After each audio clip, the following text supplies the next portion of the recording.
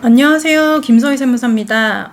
예전에 제가 상속세 세무조사 왜 받게 되는지 여기에 대해서 이제 영상을 올린 적이 있었는데, 오늘은 이제 상속세 조사가 이루어질 때 문제가 많이 되는 부분, 그리고 또 신고할 때 어떤 점을 주의하시면 좋을지 여기에 대해서 이제 말씀드려보겠습니다. 먼저 크게 이제 두 가지로 해서 말씀을 드려볼 텐데요. 첫 번째로 사전 증여 재산, 그리고 두 번째로 추정 상속 재산, 이에 대한 사항입니다. 먼저 이제 사전 증여 재산이라고 한다면 말 그대로 이제 돌아가시기 전에 증여를 한 재산이 될 텐데, 상속인이냐 상속인이 아닌 사람이냐에 따라서 그 기간이 달라지게 됩니다.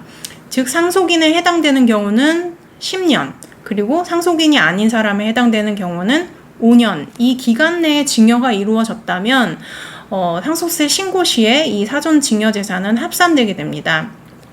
근데 이제 상속세 조사 같은 경우는 보통 이제 통장 금융 내역을 다 확인을 하기 때문에 이 기간 내에 들어오는 통장 거래 내역에 있어서 사전으로 증여한 게 확인이 된다면 상속세 신고 시에 신고할 때 누락해서 신고가 되었다고 한다면 조사에서는 그걸 다 합산해서 상속세 결정을 하게 되는 거죠.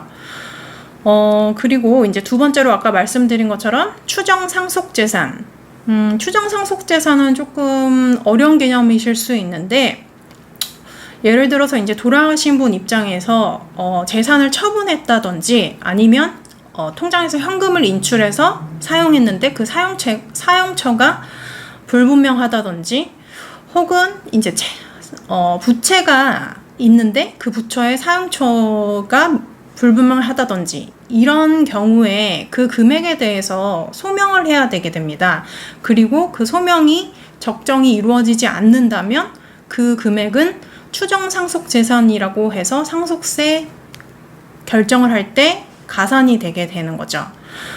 추정 상속 재산은 종류별로, 기간별로 금액이 또 다른데, 이거는 제가 그냥 단순히 말씀으로 드리기는 좀 이해하시기가 어려울 것 같고, 간략히만 말씀드리자면, 돌아가시 전 1년 내에 2억 원, 2년 내에 5억 원 이상이라는 기준이 넘었을 때, 그러면 이제 그거를 이제 입증을 해야 되는, 소명을 해야 되는 그 상황이 발생되게 되고, 그리고 그렇게 소명을 한 결과 미입증된 금액이 대상이 되는 금액이 20%와 2억 원을 비교했을 때 작은 금액보다 더 크다. 그러면 이제 그 가액을 상속세 재산 가액에 합산되게 된다고 보시면 됩니다.